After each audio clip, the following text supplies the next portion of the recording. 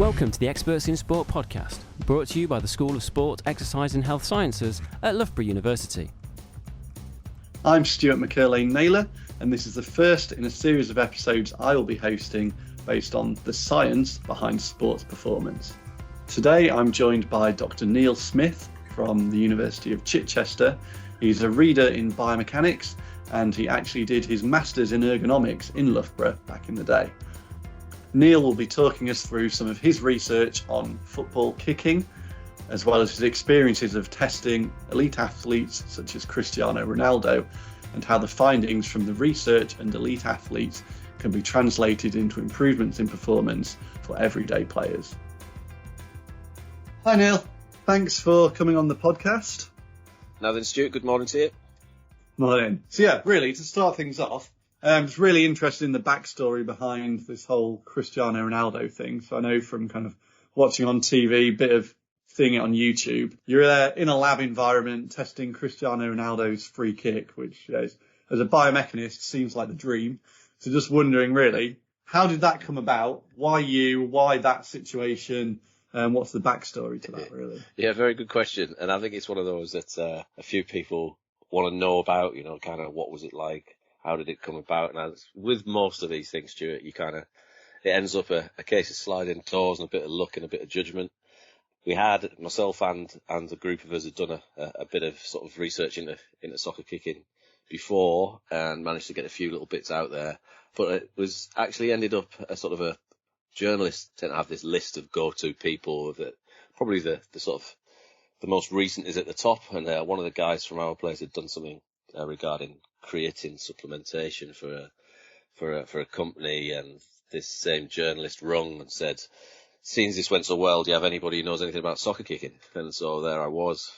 Phone just rang, sat at my office, and said, "Would you be interested in us coming down and talking to you about some of the things you do? We might have, a professional player that we want to talk about, and this, that, and the other." So down they came, and sort of quickly realised as I'm walking them through the lab environment and sort of chatting away to them, they've got a video camera out and they've sort of started videoing me. Said, "Do you mind if we record this?"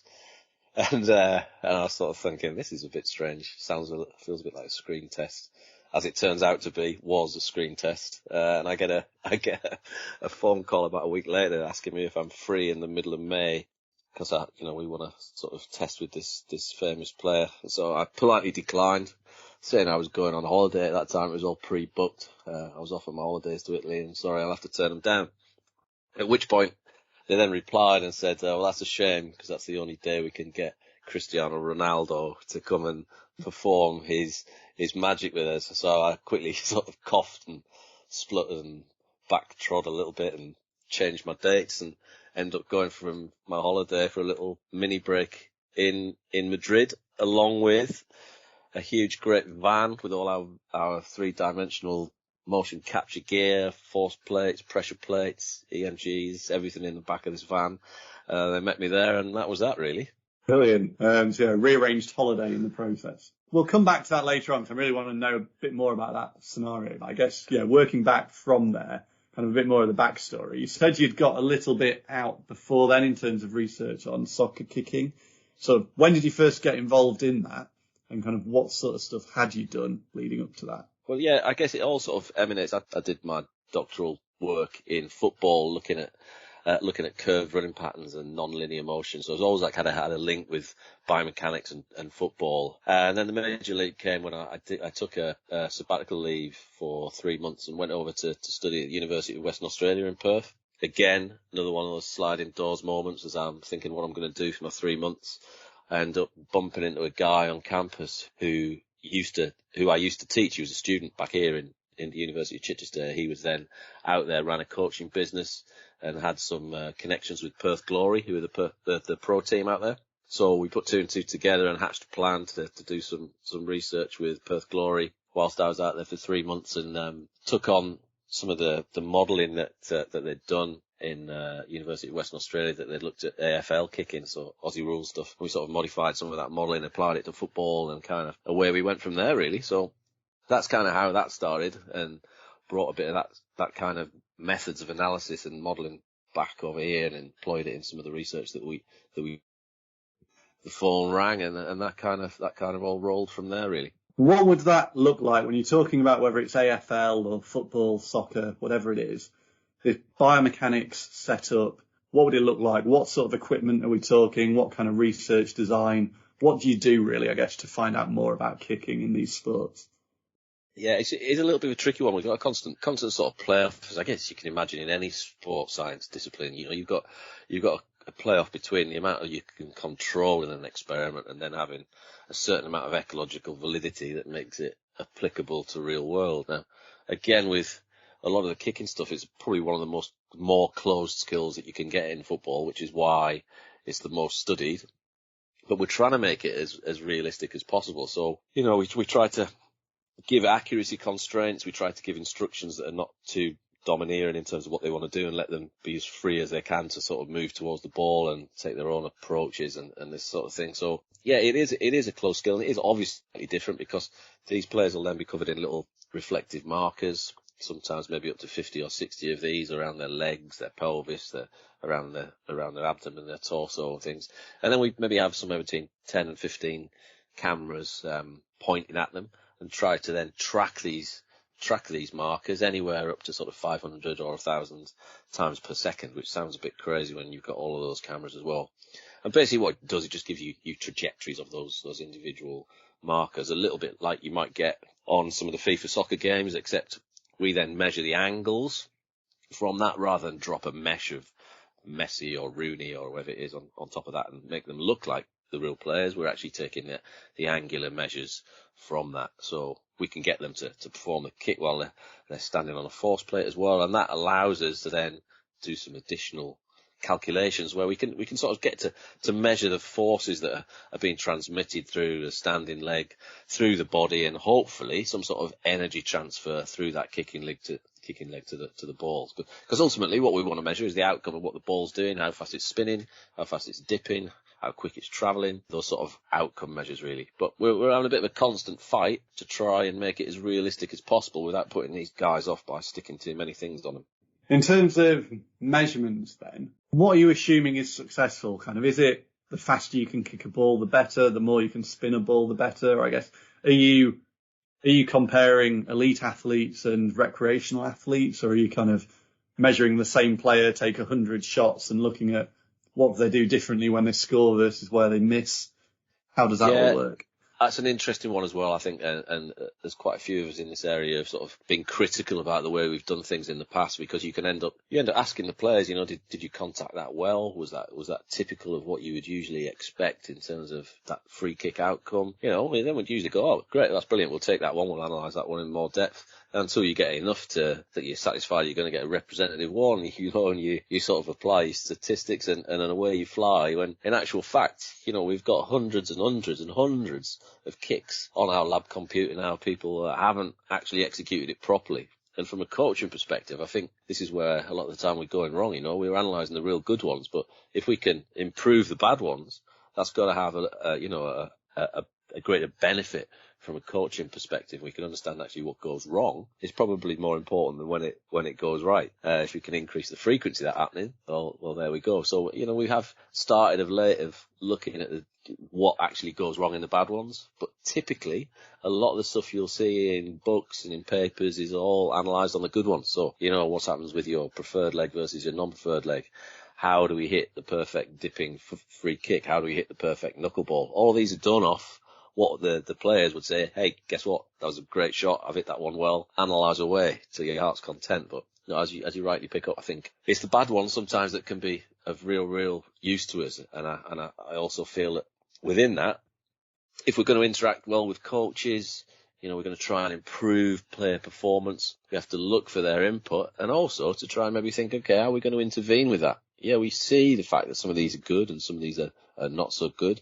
What's our coaching points? How are we going to then apply these to the players, and what then happens in terms of that outcome? So I think for sure it should be sort of an interdisciplinary approach for sure for that. Is that one of the main differences when you talk about their ability to, be successful a higher proportion of the time? Is that something that really differentiates the better and worse players? Or is it, I guess it's a bit of both, but is it that their best shot is better, or is it that, they might have a similar best case scenario, but they're able to produce that best case scenario more often than not? Yeah, I think so. I think it's probably more a case of consistency. And if you look back over the years, and again, showing my age when we're looking around for people like David Beckham and thinking how prolific his free kick record was, they're looking now that, James Ward-Prowse from Southampton's only one away from that in terms of his Premier League scoring record from direct free kicks. And that is purely, to do with the consistency of what he does. Yeah, it's in the right place. Yeah, it's in approximately the right speed, but he's repeatable, and it's coming time and time again. So, I think a little bit of both. Probably the best of these guys' bests is probably not far off each other. But can you do it consistently? And realistically, I guess you look even at somebody as great as Ronaldo. His free kick record isn't great in terms of the stats that you see out the other end, but when they do go in, it's certainly an eye catcher, and it's certainly something that the TV crews want to play and play again on their reels and on their their replays. So yeah, a little bit of both, I think. When they do get it right, what is it that they're getting right? Based on all the research you've done over the years and the research of others that you've read, and what is it that differentiates the best from the rest in terms of their technique? I think an awful lot of it is to do with contact point.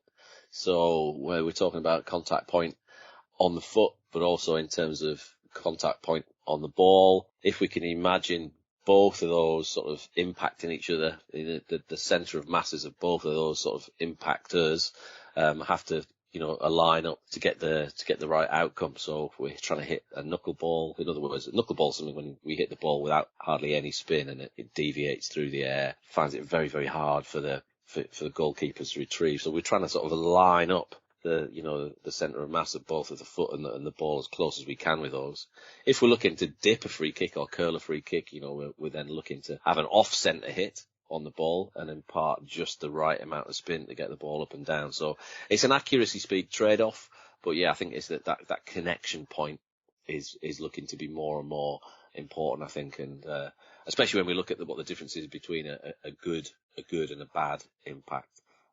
They've studied a fair bit of this in Aussie rules and tried to sort of map a sort of mesh across the foot and see sort of the proportion of the impact point along the foot compared to where the ball centre of mass is, and this seems to work out quite nicely in terms of kick outcome for sure. So because it all happens so quick though, this is why we need our super quick cameras, and we have to be able to slow things down. We've probably got 10 milliseconds around impact, so it's not long for us to get our measures and to try and work out what's happening. So I guess our tricky bit is then to give the pointers for coaches as to how they can identify what was wrong in terms of that 10 millisecond impact. So whether it's the trajectory of the foot, whether it might even be down to an audio cue a lot of the time, but we need to figure out what it is in terms of those coaching points that are going to be translatable going forward, I think.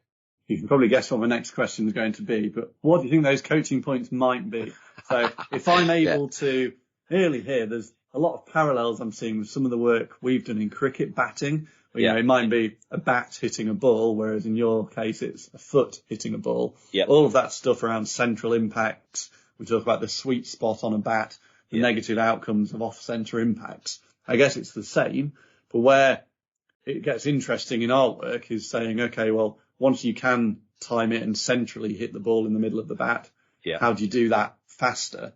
I guess the same thing here for you is once, I'm in no way a good free kick taker or a good footballer, but if I'm able to kick the ball, middle of foot, middle of ball aligned, how do I then do that faster? How do I then do that better? And what is it about my technique that I would probably need to change to be more like the elite players that you've tested? Yeah, I think you can't underestimate the value of practice and correct practice with some sort of well-directed feedback.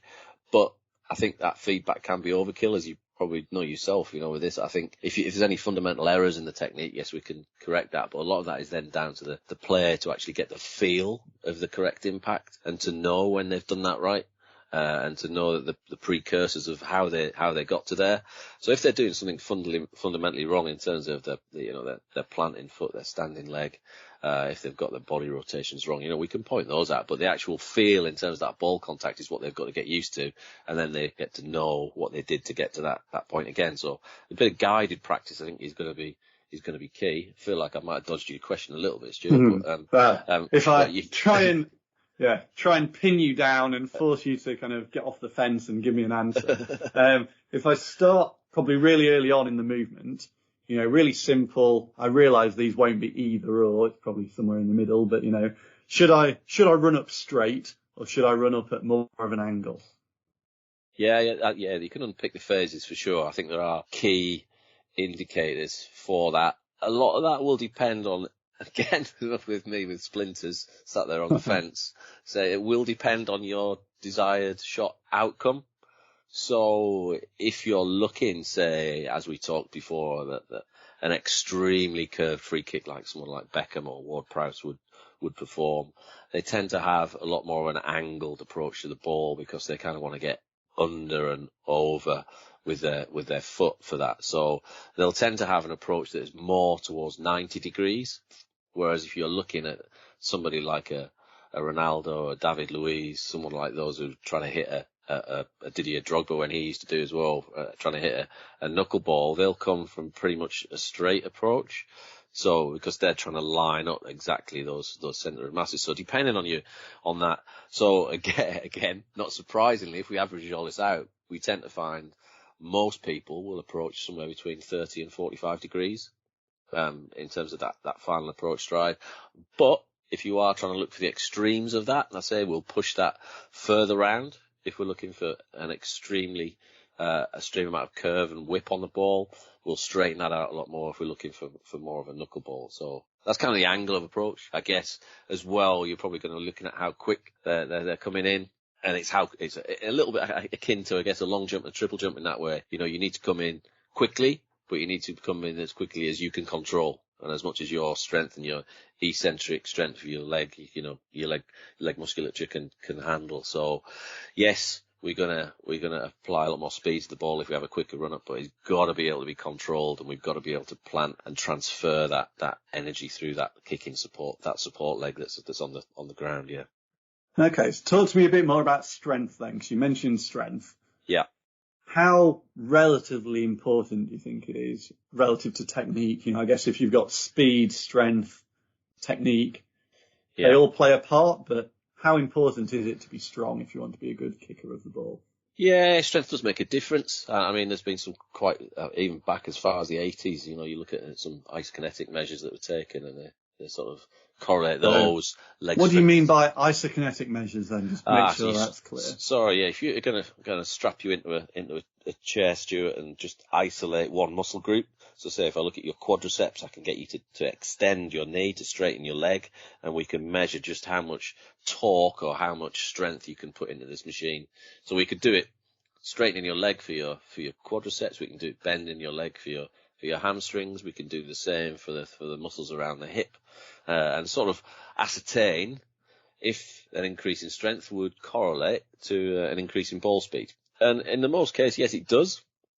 We also see a difference in ball speed between males and females for a similar reason. Well, one of those reasons. But I think it is the skill aspect that tends to override that in terms of the coordination between those segments. But again, the early studies did look at everybody's thinking, it's my quad muscles, the muscles of the front of my upper thigh that are going to be key for generating the power within a kick. And it actually doesn't end that at all. Some of the stuff that we did, say out in Australia, in particular, and would link up quite nicely with some of the stuff that they've done in other football codes, is that it's actually going to be your hip muscles that are doing the majority of the work.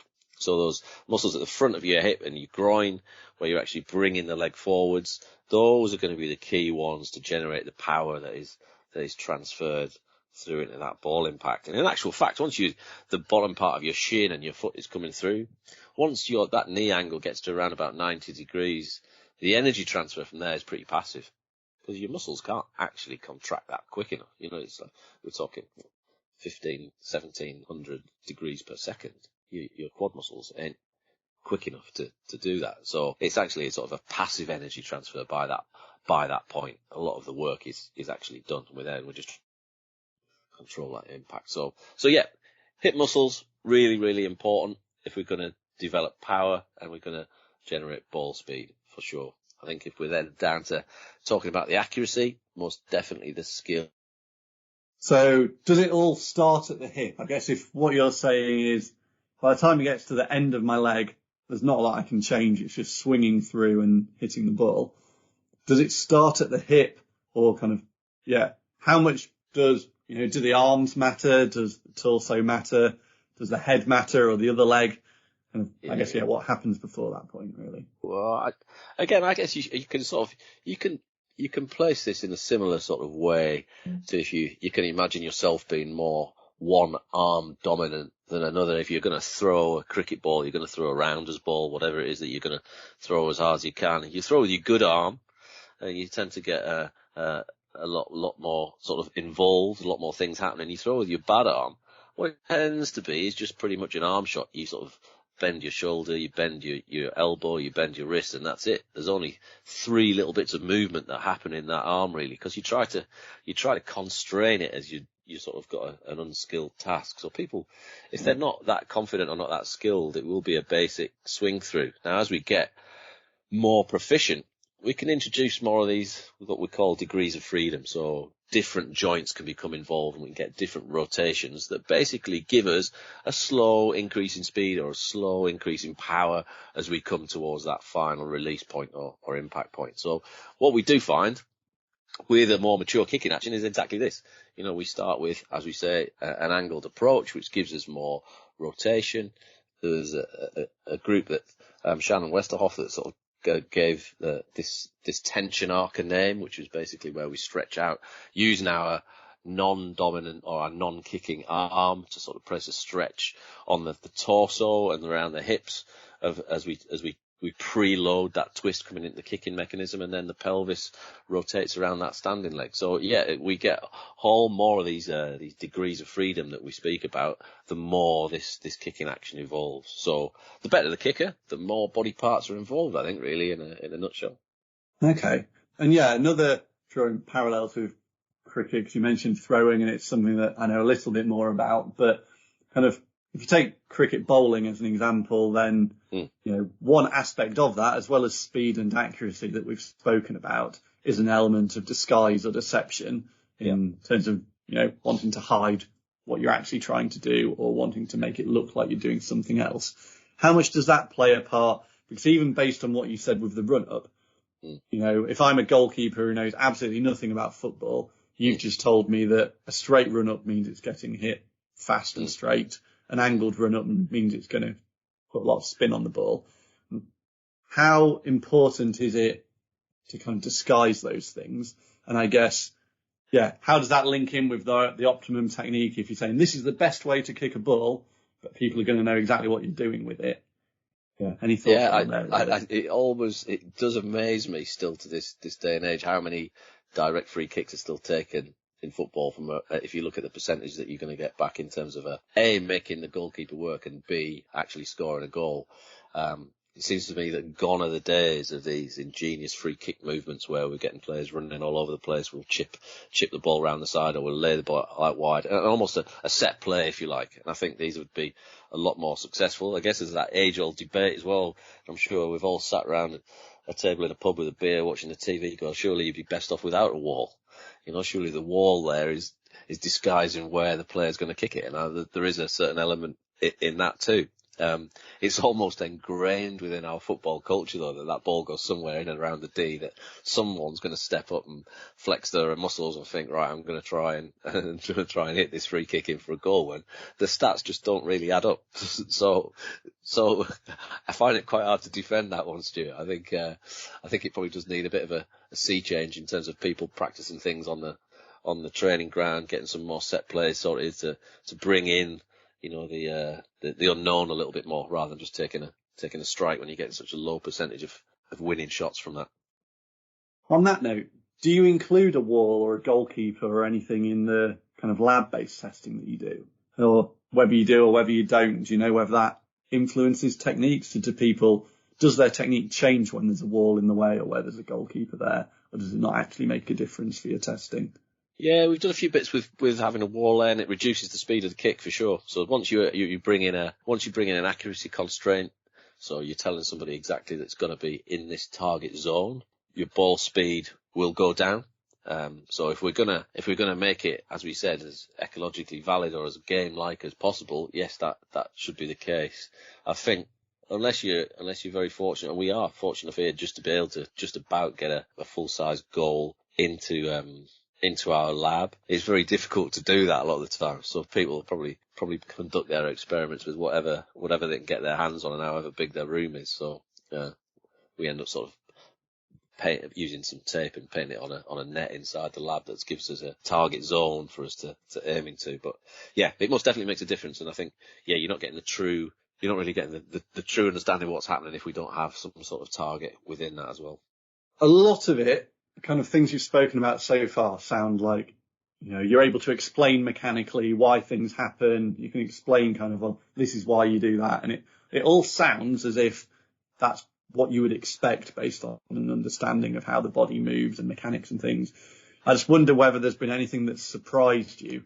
And have you found anything that you weren't expecting, or have you gone into any studies thinking that you're going to find one result and actually what you observe when you do test elite athletes or when you test lower level players is something else that contradicts that? Well, I think that the whole thing about the hip muscle activation was probably one of the key ones. We weren't necessarily believing in, we're thinking maybe it is quadriceps that are going to be your key for your power generators, but it's those hip flexors that are then key. But looking further on as well, and you alluded to it earlier on, how does the pelvis and how does the upper body figure? So yeah, what we tried to do with one of our papers a couple of years back is try to look exactly how those energies are transferred sort of through and around the pelvis, and we realised the pelvis is going to be the key moderator for all of these. And I think a lot of sports, nearly all the sports that we look at that involve the bigger muscles of the legs, always ends up in terms of pelvic control or pelvic positioning is going to be key to transfer power. So what we try to do with that, rather than just state this, and again, it's another annoying thing with a lot of mechanics literature you get, is a beautiful description of a great skill when it happens nicely, but it doesn't actually go so far as to say how we go about improving that. So we did work with some S&C guys, and we gave kind of a little appendix at the end of the paper where we've detailed some specific exercises that will help those major muscle groups. And again, I think that's something we'd like to see more in biomechanics research. Yes, this may point towards the fact we need to train certain areas to improve power or strength, but how? Interact with these guys, speak to the S&C. We've got some ingenious ways within that paper that maybe wouldn't be your classic Olympic lifts, but they'd be specific in terms of the rotations you need, in terms of the strength, in terms of the eccentric or concentric sequencing of those muscle groups. So we work with those guys, and then we've got a sequence of really useful exercises for kickers then. So I'd like to see more of that, really, Stuart. A lot of, not just with football, but with a lot of sports and connected with sports biomechanics to draw those final links, and speak to the S&C guys and actually we'll spell out, right, this is what you're going to need to help you improve from the measures we've got. Can you give me a few examples of those strength and conditioning exercises? Kind of what is it that you can do in a gym that hopefully transfers to an improvement in your kicking? Well, yeah, I'm not going to try to describe a lot of those here and now, Stuart, but basically the sort of the premise was that we're trying to involve sort of unilateral lifts. So whilst we wouldn't necessarily always perform things off two legs, we'd be using cables, we'd be using dumbbells to try and get that translation from a single standing leg through the pelvis, through the upper body, etc., to try and then mimic that sequencing, if you like, with the correct sort of sequence of muscles. So the way we've detailed some of those are kind of more S&C specific. We might be using one end of a barbell planted on the ground, looking at presses across the pelvis, sort of from left leg up to right arm and vice versa. So we try to sequence those through. Also looking at using cables to try and get that twisting action of the upper body and the pelvis together. That might be more specific to a sort of a unilateral action. We see quite a lot of times, don't we? You mentioned cricket ball, you mentioned throwing. They're all one-sided activities, whereas a lot of the traditional S&C regimes will be symmetrical, double leg, double arm lifts that maybe wouldn't necessarily translate into that. So we gave some little sequences of videos and some sort of phasic descriptions of these exercises for people to go away. But I think it'd be something I'd like to see a little bit more happening as well in these scientific papers for sure. Is there anything similar you can do on the technique side of things? So it sounds like you've got a bit of a framework there around, the correspondence between gym-based exercises and the actual movement you're hoping it will transfer to in a game. Yeah. In terms of, working with whether it's coaches, players, whoever on the technique side of things, are there any similar frameworks or, I guess, generic ideas around how do we actually communicate with these people in a language they understand and help to transfer the research into the real world? A little bit, Stuart. I think we've done a couple of these, but I think we've only published one of them in terms of an intervention study. And again, it's something I'd like to see more in biomechanics literature. You interact with a coach. They're going to be the custodians of a whole amount of experience within the game. And so what might your key coaching points be here? And can we then affect the way that sort of improvers or, sub-elite players are actually working? So we did something, again, along the lines of kicking, but working with the standing leg or the standing foot. And we took a group of players. We videoed them so they can see their own actions. And we also showed them some examples. And again, it's a few years back, so I think we had examples of people like Stevie Gerrard and Frank Lampard, who both fully sort of extended up through the kick with his support leg, which raised their pelvis and almost aided to whip the kicking leg through towards ball impact. So we did a kind of, here's your ideal scenario, or here's you. And we also worked with some skill acquisition, some motor learning people to say, okay, well, how do we impart this information without damaging the skill? Because we can't really talk to performers about a single body part without it ruining the sequencing of their skill. We need to give more generic body instructions, such as we want you to stand tall through the kick. We want you to take off from that standing leg and land on your other leg. In other words, descriptors of getting them to do something, but not focusing on a single body part. And we tried to evaluate that then pre and post intervention. We gave them a little video to go out and practice for a few weeks. Then they come back to the lab. We sort of assess what then happened in light of that information that they've had and in light of trying to improve that from that intervention. And again, it's important after that when you speak to the motor learning experts, that you don't just stop there. You've got to make sure that these new skill changes and these interventions actually sink in. So you've got to get the guys back again in another 6 weeks and make sure it's been retained. So it's a full loop, really, I guess, as you would do in coaching to try and change the way someone performs. But you really need to integrate with the motor learning experts as well to help you do that, so that it provides a holistic kind of experiment. So rather than just being descriptive, let's get out there, let's speak to the coaches, let's join in with the S&C guys, and then we can hopefully transform kind of that sort of knowledge into improving the players. So speaking of getting out there into the real world and dealing with real players, if we kind of jump back to that Ronaldo story from at the start of the episode, kind of what was that like, when he actually came out and you're actually testing Ronaldo, and I guess compared to, you don't have to name any names, but compared to some of the other players that you've kind of mentioned, kind of what was it that made him so special, or how did what you observed and measured on the day compare to some of your findings from your studies? Did it back up what you already knew, or did it change your mind about anything? No, it didn't change your mind about anything, but again, you need to bear in mind that the proof is in the editing with a lot of those things, and we probably had him for 3.5 hours, I think, in which point we have to get 6 individual bits of testing done. We have to get body composition done. We have to look at jump power. We have to look at the way his eyes were tracked. And so the free kick bit was we maybe had half an hour. And again, a lot of that is retakes in terms of camera positions and this, that, and the other. We had Jerzy Dudek came in to be the goalkeeper, which was a real help. So when he was, just as you were before, and it sounds like we rehearsed this, but we definitely haven't. It's the fact that when he was just performing his kick into an empty net, we weren't getting a lot of anything special. You know, the ball speeds were maybe about half what he usually would once there was a keeper there, and the challenge was set that he had a target. That then it started to go a little bit better, but he still wasn't hitting the speeds that he probably would do in a match scenario, and I think he was very wary. He'd done all the FIFA things. He knows that you can take measures, and he didn't want to give away his unique selling point. So I think that we were still maybe only in third out of the fourth gears when we're looking at that. So he didn't give away too many of his secrets. So you still, any clues at all? Is that, like, in terms of the knuckleball specifically, you know, you mentioned centre of mass of the foot, centre of mass of the ball. Anything else really around, even just generic stuff, like how is that done compared to? I mean, some of the things, again, I mentioned it, alluded to it a little bit more for those knuckleball things. Some of it is anatomically dependent, and for the size of him, he's actually got relatively small feet.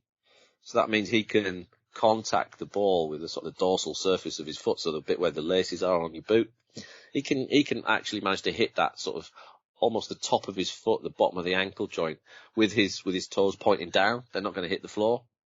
So he's in quite a unique position where he can come straight on at that ball and hit that straight through with the laces as a knuckleball. So that's what differentiates him from a lot of others with that particular skill, where you look at, say, like a Drogba or a Luis or somebody like that who will be hitting the ball more off the side of the foot, the sort of the base of the bony bit of their ankle almost, with a lot of those attempts. So yeah, anatomically it differs, and he's definitely been fortunate enough to be born with feet that size to enable him to do that. So I guess, you know, inherently there will always be individual differences between people, whether it's anatomy, strength, whatever. What overarching principles are there? That there must be some things that are almost like your ticket to the raffle. You know, if you don't have that, you're not going to be an elite footballer, or you're not going to be, you can't take a good free kick without doing this. And then some of the other things around that can vary and be specific to the individual. Is there anything that you'd say is a must, as in all of the good free kick takers you've seen all do this, and then they vary in other things? I think it really is, Stu, just that impact point is going to be the key bit, and all of those guys at that case have got, you know, very well developed kicking action and mature kicking action. They're using all their body parts to generate enough power, but it's that consistency of impact point and the feel on that free kick of the ball that they've generated from hours and hours of practice. And those things don't just come. I remember we spoke to Ronaldo when he was there, saying about how often you practice these, and he claimed that he was only practicing 5 or 6 free kicks a week, which we realised was instant nonsense. So there's no substitute for hard work, and that, as I say, you need to have coaching points, but there's also that experiential learning and the feel of the ball that they need to do. So yeah, get out there and take a bag of balls and keep kicking it, kids. I think there's really that end point of kind of impact with the ball is a non-negotiable, but how you actually get into that position, move with that set speed, set foot contact point, etc., is a bit where actually doesn't necessarily matter how you get into that position, but you have to get into that position by that end point. To a certain extent, Stuart, I agree. Yeah. And that's why we do see your likes of James Ward-Prowse, etc., that looks particularly different to somebody like Ronaldo, and Messi, etc. But the outcome is still spectacular nonetheless. Okay, so if anyone's listening to this and they want to find out some more, I know you did, back in COVID lockdown, you did a YouTube lecture for me as part of the Sports Biomechanics lecture series. Excellent series it was as well, Stuart. And an excellent lecture by you, Neil. But other than that lecture, which was great, I really enjoyed it, and actually watched it back the other day, actually, in preparing for this. But other than that, how can people find out a bit more about kind of you, the work you've done? You mentioned that some of your work has these kind of videos or supporting information around kind of strength and conditioning exercises. Is there anything you'd recommend that people can go away and look at, or just how can people actually find out a bit more about some of this research? Yes, Stuart, we were lucky enough to maybe, 2018, myself and Ewald Hennig Hiro Nonomi did a book called Football Biomechanics, which is a Taylor and Francis book where we sort of tried to get the sort of the leaders in football biomechanics of many different codes, whether that be rugby, whether it be AFL, whether it be American football, whether it be soccer, all of which to try and write a few chapters of where we sort of stand at the moment in terms of football biomechanics. So that is simply called Football Biomechanics, and as sort of an academic reference, I think that's a really good place to start. Again, there's loads of stuff you can trawl on YouTube if you want to learn how to kick knuckleballs, etc., and you want to see things slowed down so you can actually see what happens. There's some useful resources out there. I'd say that one of ours with the implications for training practices was Simon Augustus's paper that was in Sports Biomechanics Journal. So yeah. I think those are the few places to start like that as well. But most definitely, if you are interested in that area, speak to somebody who's keen on biomechanics, but also, as I said, remember to reach out to those other guys as well. Reach out to the coaches, reach out to the S&C people and see if you can integrate something to make it more applicable to everybody. I think that's one of the great things that's come through, for me at least, from this discussion, is that it isn't biomechanics in isolation. It's that you do work really closely with strength and conditioning and skill acquisition specialists, so that when you do investigate somebody's movement, you're not just kind of reporting on, to stick with that same example, this is what Cristiano Ronaldo does. You're actually saying kind of, here's where a lower level player would be, here's where an elite player would be, but how do we actually transition someone from point A to point B, whether it's strength or technique based? I think that's something that's really come through from kind of what you're saying, that has come pretty strongly for me. And I'm the guy that can, point those cameras and make all those little flash bits work, but I don't claim to know everything about coaching or S&C. So we've got to put our hands up and integrate with these guys, to try and share the knowledge and try and translate it for the next generation, for sure. Well, thank you very much for joining us, Neil, and thank you for sharing all of your knowledge and experiences, and I'm hoping everyone else has enjoyed that conversation as much as I did. Thanks, Neil. Thanks very much for having me, Stuart. Thanks for listening to the Experts in Sport podcast. If you'd like to get in touch, then please contact me, Martin Foster, at m.foster@loughborough.ac.uk. Thanks for listening. See you next time.